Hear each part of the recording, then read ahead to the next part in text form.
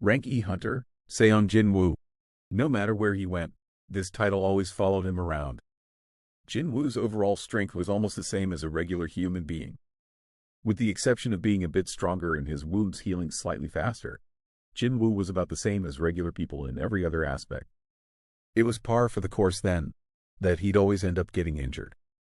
He nearly died several times, too. Of course, it wasn't as if Seong Jin-woo liked being a hunter.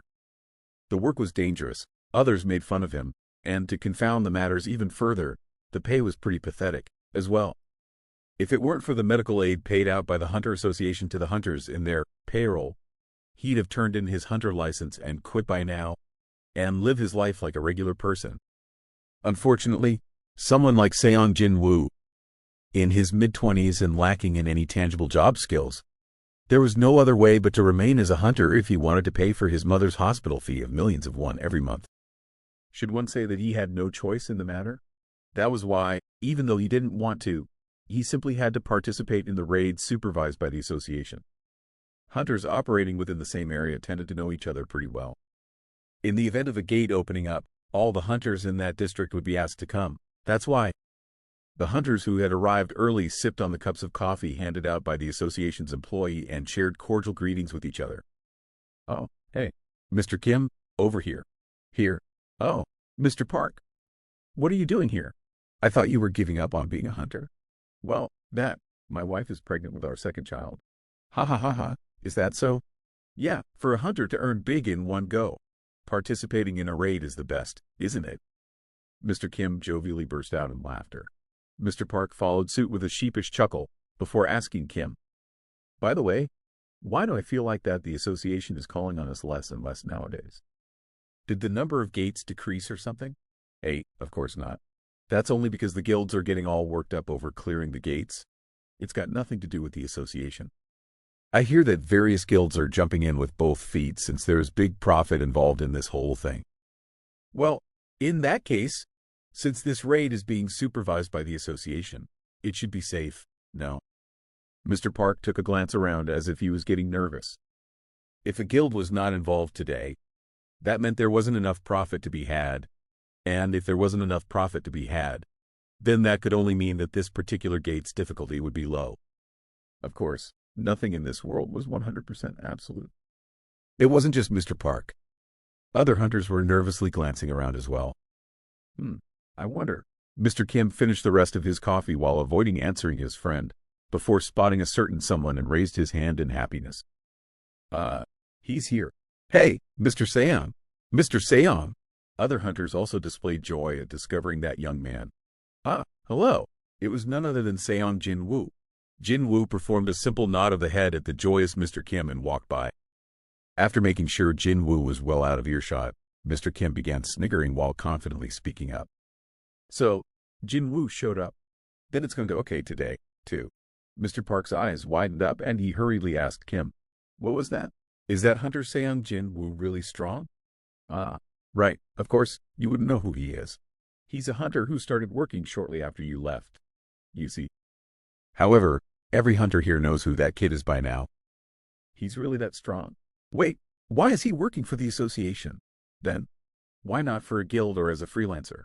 Kim sniggered some more before narrowing his eyes. "You know what that guy's nickname is?" "How should I know that?" "Come on, man. Just tell me already. Humanity's weakest weapon. Weakest. Not something like the ultimate weapon? Dude, that's the nickname for the rank S hunter Choi Jong-in. That kid is the weakest weapon. I'm pretty sure he's the weakest hunter in the Republic of Korea." "Really?" Park began frowning deeply. Why would other hunters greet this Seong Jin-woo if he was really that weak? After all, didn't they need someone to trust their backs if things went south? Park couldn't really understand the reactions of other hunters. When Park's head tilted this way and that, Kim chuckled and poked the side of Park with his elbow. "Hey, the raids Seong Jin-woo participates in will only have low difficulty because he's so weak. The association would never entrust him with a tough job. Don't you get that? They don't want to see him get killed, right?" Only then did Park's expression brighten up. "All right, yeah." When Park began guffawing too loudly, Kim hurriedly hushed him. "Stop it, man. Mr. Seong might hear you." "Egu, I didn't think of that. Park cautiously checked Jinwoo's reactions as he continued to giggle. Thankfully, the distance was far enough and the youth didn't seem to have heard them. Of course, they were mistaken. I can hear everything, you geezers. A bitter smile formed on Jinwoo as he tried hard to ignore them. At times like today, he couldn't help but blame his unusually acute sense of hearing. It seemed that he arrived too early and the raid was yet to commence. Did I arrive too early? Jinwoo looked around to while away the waiting time, spotted the association employee handing out warm coffee, and walked closer. Can I get a cup of coffee as well? Oh, Seong Jinwoo Hunter Nim. I'm really sorry, but we ran out of coffee just now. The cold winter breeze brushed past the tip of his nose. Jinwoo quietly wiped his nose with his index finger. What a sad day it was, for the coffee to run out as soon as it was his turn to get one. Why do you persist on being a hunter, Mr. Seong Jinwoo? I'm sorry. Jinwoo lowered his head and apologized. The young, beautiful girl using healing magic in front of Jinwoo, Yiju showed how unhappy she was with a pouting expression. I'm not trying to get you to apologize. You know, I'm only worried about you. If you continue fighting this way, sooner or later you'll be faced with a truly dangerous situation. Yiju pouted even more.